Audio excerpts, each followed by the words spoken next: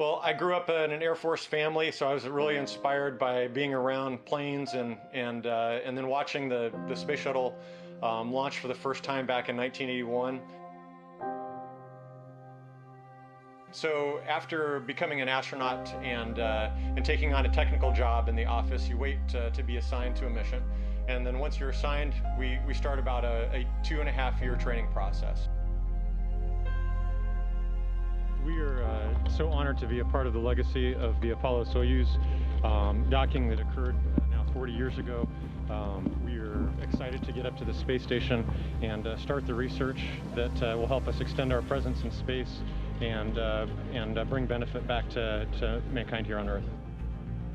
The vehicle's essentially ready to be put on top of the booster, and so this is so exciting to see the vehicle just about ready to fly.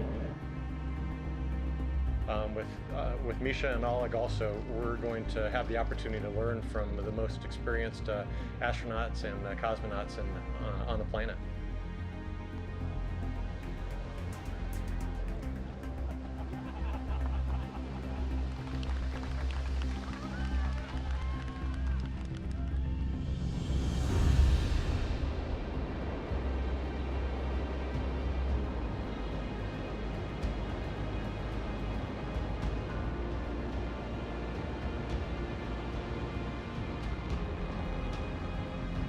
That confirms it. The third stage is shut down. Welcome to space to Oleg Kononenko, Kimia Yui, and Kjell Lindgren.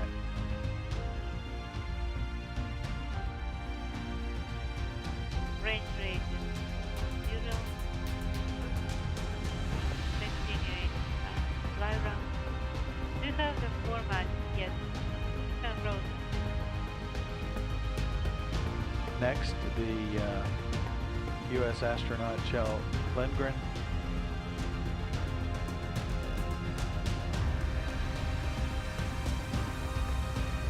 You know, I think there are two things that I'm particularly looking forward to. The first thing is just the opportunity to look back at the planet.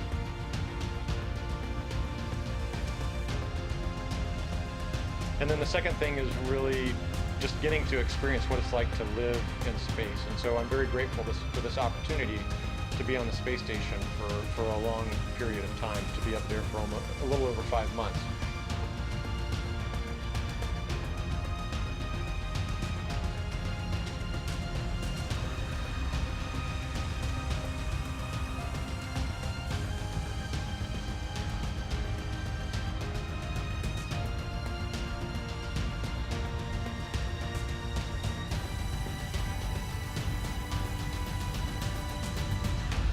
This is something that I've dreamed of doing for as long as I can remember.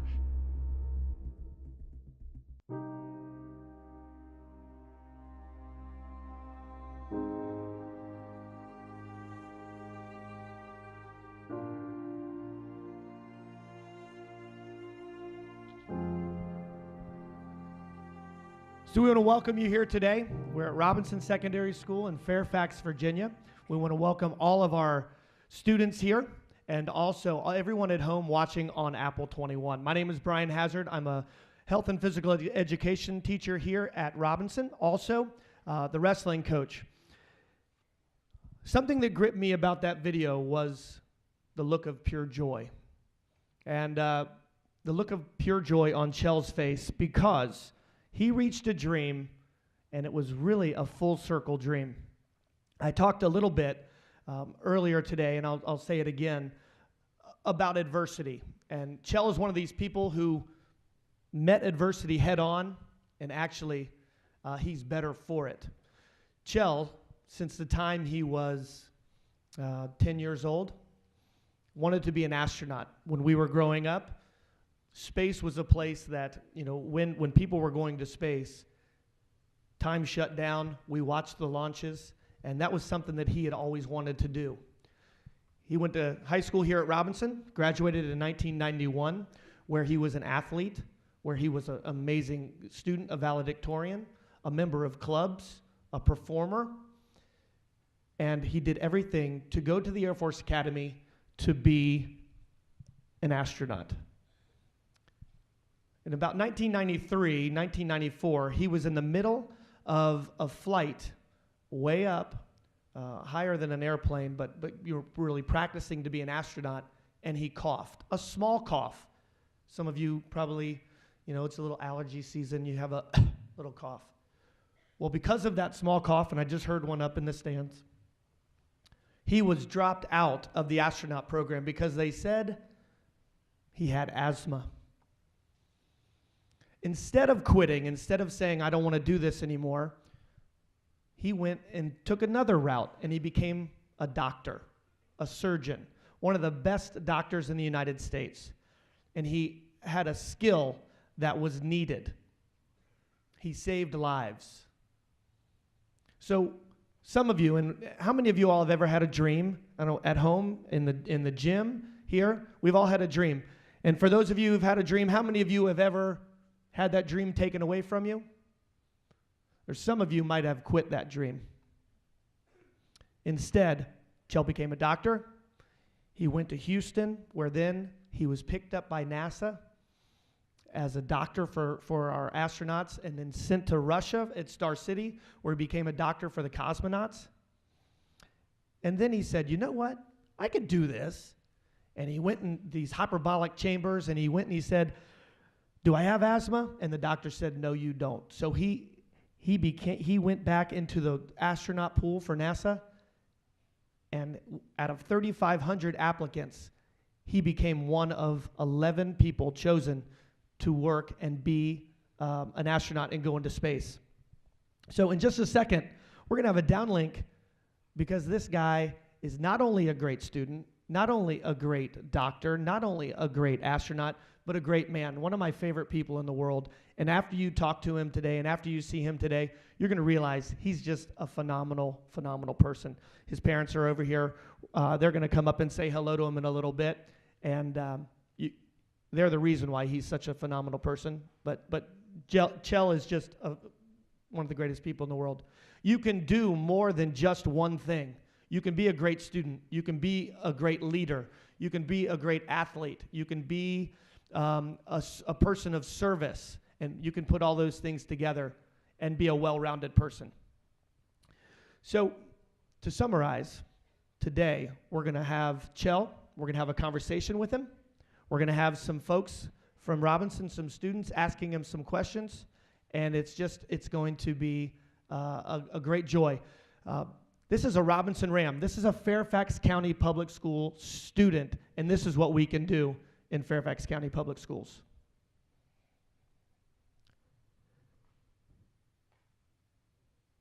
Station, this is Brian Hazard at Robinson Secondary School in Fairfax, Virginia. How do you hear me? Station for voice check. Robinson Secondary School in Fairfax, Virginia. How do you hear me? I hear you loud and clear, Brian. How do you hear me? We hear you great, Chell, and so does all of our students here. Man, you look great. You look well rested. You look like you've been eating well on the space station. You haven't lost weight. You look fantastic. And actually, you look stronger than you did the last time I saw you. How's it going up there?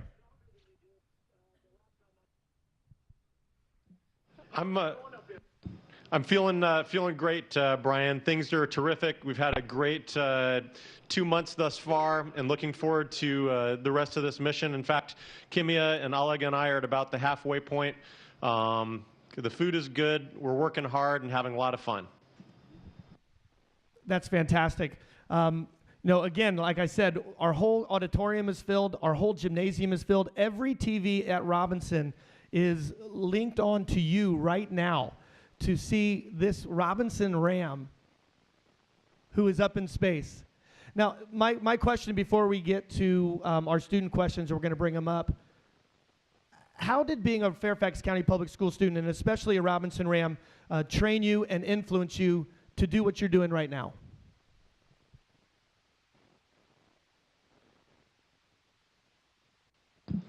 Well, thanks, Brian. I'm so excited to be talking with you all today. And first, let me just extend a warm hello to Mr. Eline, the Robinson principal, as well as the faculty, staff, and of course the outstanding student body that you have there. I understand also that some of my classmates and friends, as well as my parents, are in the audience. So hello to you all. And then, of course, you and I, Brian, are friends, classmates, and wrestling teammates. So I'm super excited to be talking with you all. You know, Fairfax County Public Schools and Robinson specifically, I think provided me with a terrific foundation to be able to go on to further education and to really pursue my goals and to achieve this dream of flying in space. All right, well, we have a couple of student questions for you, and if you can just answer these questions as honestly and as cool as you do everything, that would be great.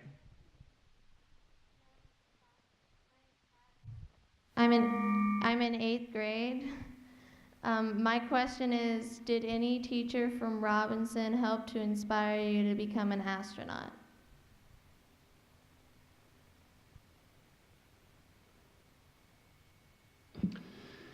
Thank you for that question.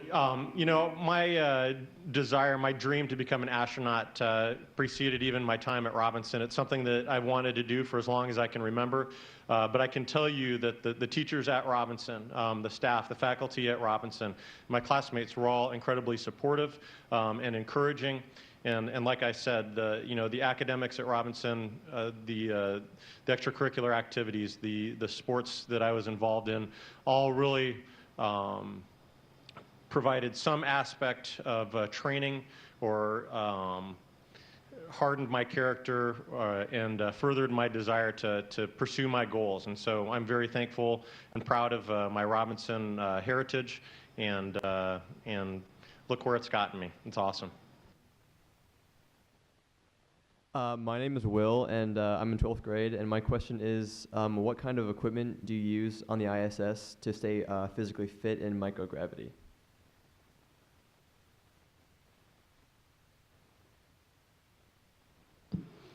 Hey, Will, that's a great question. You know, we have 3 main exercise devices. We have a cycle ergometer, essentially an exercise bike.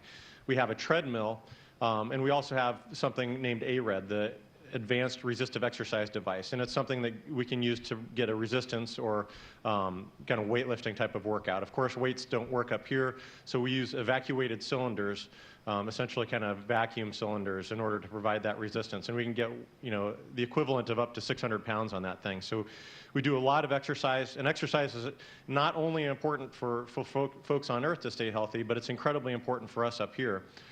It's how we maintain bone density and strength, muscular strength, a cardiovascular fitness, so that when we return to the Earth, that we're in good shape.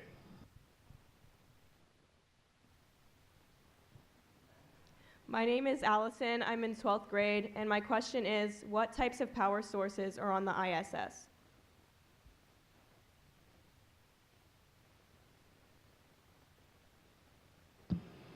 Hey, Allison. That's a great question. You know, the ISS is an incredible test bed, not only serving as an international laboratory for research that will help extend our humanity's presence in the solar system, but also benefit the Earth. It's also a test bed for exploration. It's giving us an opportunity to figure out ways to build things, provide resources, and do the things that we need to do in order to be able to explore far-flung destinations like Mars. And so the power on the International Space Station is provided by the huge solar arrays that we have outside, and that provides all of our power needs. Well, and like all the students here, I mean, you got to charge your phone every night too, right? Hey, Chell, real quick. So you have a great crew. You have 5 other folks that you're in there with. You're a doctor, and you're on board with Scott Kelly, who is going to be on the ISS for a year. How is your scientific research aboard the ISS advancing our understanding of the human body?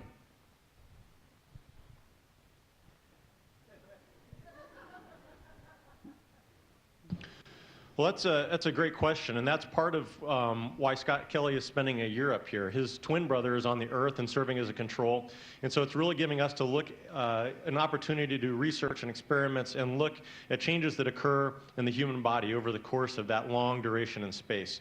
But the other research that we're doing really gives us an opportunity to look at some of the things that we wouldn't have the opportunity to look at on Earth. So in the absence of gravity, we can see rapid bone loss. We can see changes to the cardiovascular system, to the vestibular system, to the anatomy of the eye. And so these are all conditions that mimic conditions that we see on Earth, like osteoporosis, bone weakening, or aging, accelerated aging, or changes in immune function. And so by studying these, the effects of microgravity, of space flight here up on the space station, it can shed light not only on preserving our health, but improving health for others on the Earth.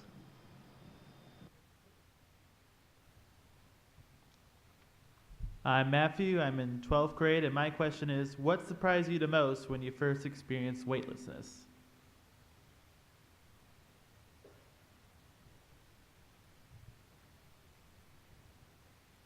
Hey, Matthew. You know what? I think, for everyone that thinks about living or working in space, weightlessness is kind of that key thing. The ability to just float and to do crazy things like flips like this. And I think that the thing that surprised me the most when I got up here is really how clumsy I was. And so at the very beginning, we would fly through the modules and knock all sorts of stuff off the walls. Eating can be a really big mess if you're not careful. And so, trail mix will go everywhere. Oops. Will go everywhere, just like that. And soup and rice and corn just goes absolutely everywhere. So you kind of figure out strategies to so that you don't make a huge mess. All right, before we ask any more questions, I just want to welcome your folks, Randall and Anita. They want to say hello to you really quick. I wish we had a way to send you a bib, Chell, if you could use one. Hi, Chell. I haven't nuked any of my shirts lately. Hi, Mom and Dad. I'm glad you guys could make it today.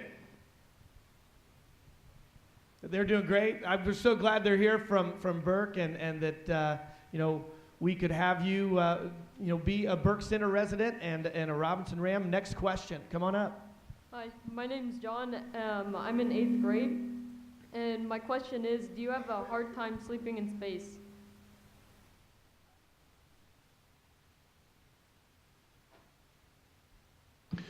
Hey, John, that's a great question. Sleep is, of course, critical for us up here as it is for everyone on the Earth. If we're not sleeping well, we can't do the complex activities that we have to do up here. Some people sleep great up here. Some people have a hard time. I actually sleep pretty well up here.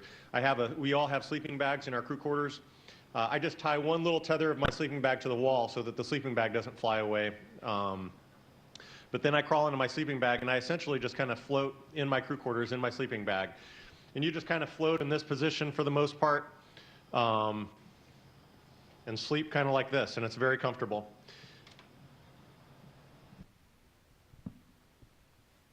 Hi, my name is Monica. I'm a senior, and my question is, did you experience space adaptation syndrome?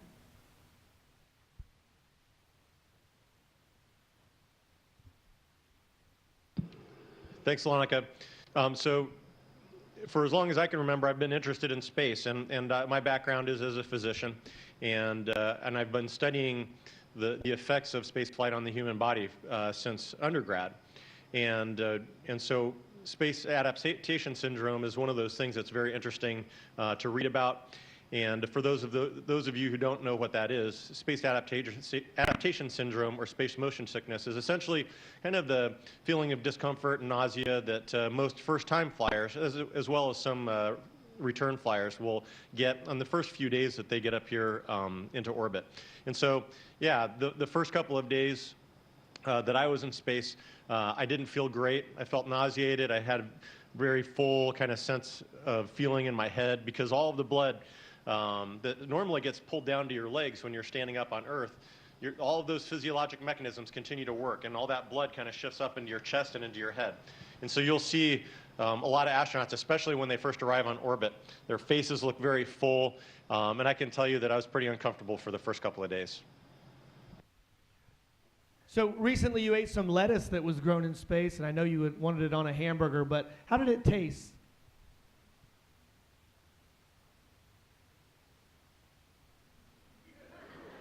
Right, and that lettuce actually tasted great, and so it was a lot of fun to get to eat something that we had grown up here. But just getting to raise that lettuce, that was kind of my project when I first got up here, and so I got to water the plants, take photos of them every day, and so just the act of taking care of this green living thing was very, I think, psychologically beneficial. The space station, for the most part, is very white, aluminum, sterile, and so having this green growing plant in the space station was a lot of fun. We had a lot of fun getting to harvest it and to eat it, and I'm looking forward to figuring out how to grow pizza up here. My name is Kate. I'm in 8th grade, and my question is, when working with astronauts from other countries, what languages do you speak?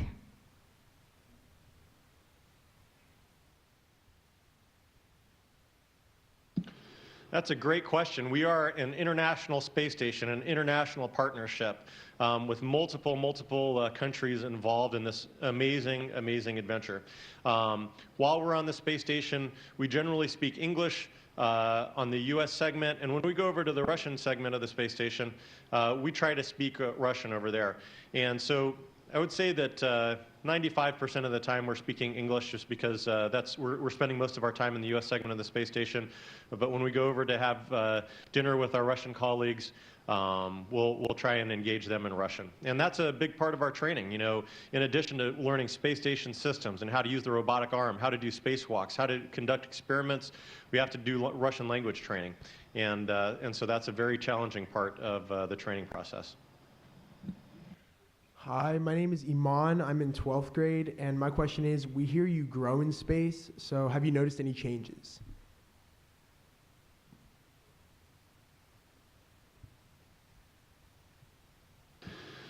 That's a great question. When we say grow, we grow in length. And the reason for that is we don't have gravity basically compressing our bodies down. So the intervertebral discs tend to get a little more hydrated and expand a little bit. And so people can grow from ½ an inch to an inch to maybe an inch and a half. And for some, that causes back pain. It can make your spacesuit not fit you so well, your flight suit not fit you so well. And that actually tends to go away once you get back to the Earth and gravity is compressing you again. I really actually haven't measured myself. I have noticed that my flight suit is feels a little bit shorter than it was when we started out. And before we do our spacewalks that we have scheduled, Scott and I have spacewalks scheduled at the end of this month and early in November, we will actually get into our spacesuits and check the fit to make sure that we fit in those okay, and if we have to, we can make some adjustments. You're an absolute rock star, Chell. Hey, we have another student question coming right now. Hi, I'm Michael. I'm in 8th grade, and I'm wondering, now that you're living in space, what are some of the things on Earth you have a greater appreciation for?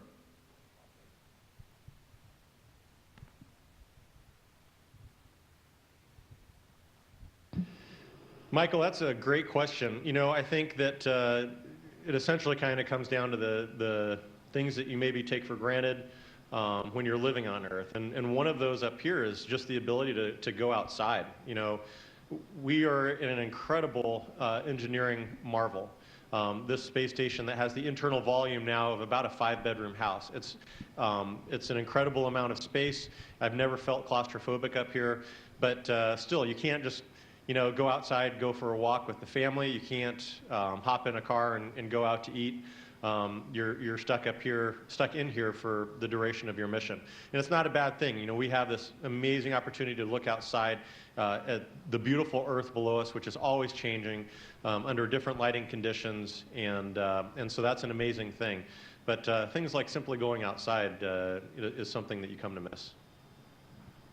So, Chell, recently, I was looking on your Twitter feed, and for those, Astro_Chell, Tell me a little bit about recently you got to talk to Matt Damon and about his movie. How was that? I mean, he was talking to you like you're a rock star and he's a star. Tell me about it.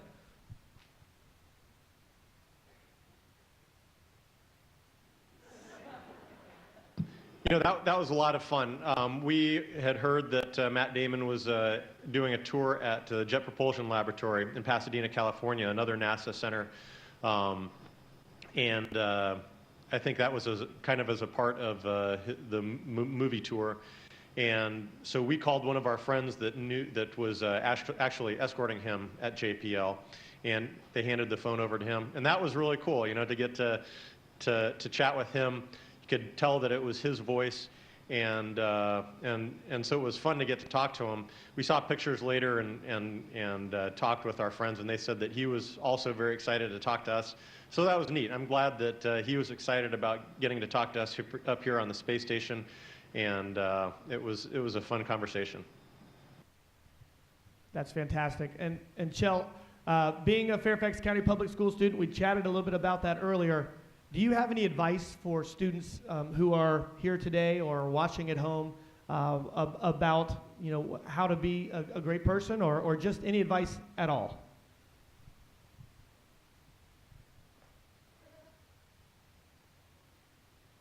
You bet. I've got, I guess, three points of advice. First of all, I mean, if you have the aspirations, you know, whether it's to become a doctor, an engineer, a lawyer, a teacher, or an astronaut, you know, you need to make that goal. You know, really solidify that goal. Figure out what it is that you want to do, what you want to accomplish, and then work towards that goal every day. Small steps, big steps. Make a conscious effort to address that goal on a daily basis. Secondly, you know, as you are deciding what you want to do career-wise, you know, think about choose a field of study that you're passionate about, that interests you. You know, you are going to excel in an area that you have a passion for, that you have a love for. And then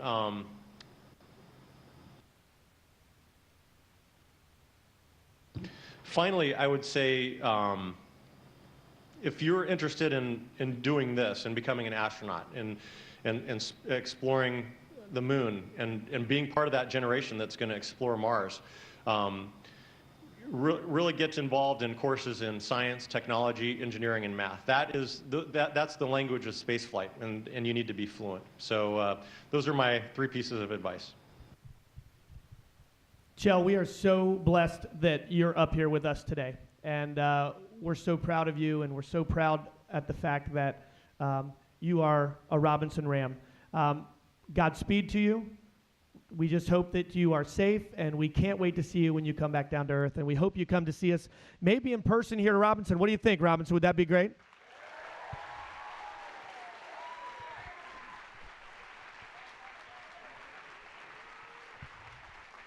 All right, Chell, have a great one. Good luck to you. Brian, Mr. Eline, friends, family, and classmates, thank you so much for letting me join you today. It's been an absolute blast talking with you. I'm so excited to have gotten to spend some time with you. I'm extremely proud to be a Robinson Ram. I wish you all of the best. Students, take advantage of the amazing opportunities you have there at Robinson and Fairfax County Public Schools, and reach for the stars. All right. Thank you so much. Best of luck to you, Chell. To our TV audience at home, we thank you for viewing, and we look forward to more access with the International Space Station. Visit nasa.gov. Have a great day.